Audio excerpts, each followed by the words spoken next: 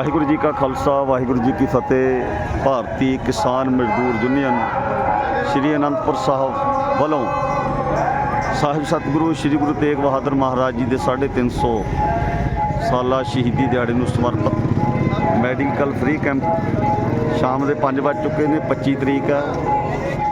Camp ਹਜੇ ਵੀ ਉਸੇ ਤਰ੍ਹਾਂ ਜਾਰੀ ਹੈ ਔਰ ਜਿੱਥੇ ਮਰੀਜ਼ ਆ ਕੇ ਦਵਾਈਆਂ ਵੀ ਲੈਂਦੇ ਨੇ, ਉੱਥੇ ਅਸਲ ਵਿੱਚ ਭਾਰਤੀ ਯੂਨੀਅਨ ਕਿਸਾਨ ਮਜ਼ਦੂਰ ਯੂਨੀਅਨ ਦੇ ਪ੍ਰਧਾਨ ਸ਼ਮਸ਼ੇਰ ਸਿੰਘ ਸ਼ੇਰਾ ਖੁਦ ਡਾਕਟਰ ਹਨ ਅਤੇ ਇਸ ਕਰਕੇ ਜਿਹੜੀ ਵਧੀਆ ਦਵਾਈ ਉਹ ਮੈਡੀਕਲ ਕੈਂਪ 'ਤੇ ਦਿੱਤੀ ਜਾ ਰਹੀ ਹੈ। ਮਰੀਜ਼ਾਂ ਦਾ ਰਸ਼ ਵੀ ਹੈ ਅਤੇ ਸਮੁੱਚੀਆਂ ਸੰਗਤਾਂ ਜਿੱਥੇ ਦਰਸ਼ਨ ਦਿਦਾਰੇ ਵੀ ਕਰ ਰਹੀਆਂ ਨੇ, ਨਾਲ ਯੂਨੀਅਨ ਦੇ ਆਗੂ ਵੀ ਖੜ੍ਹੇ ਨੇ।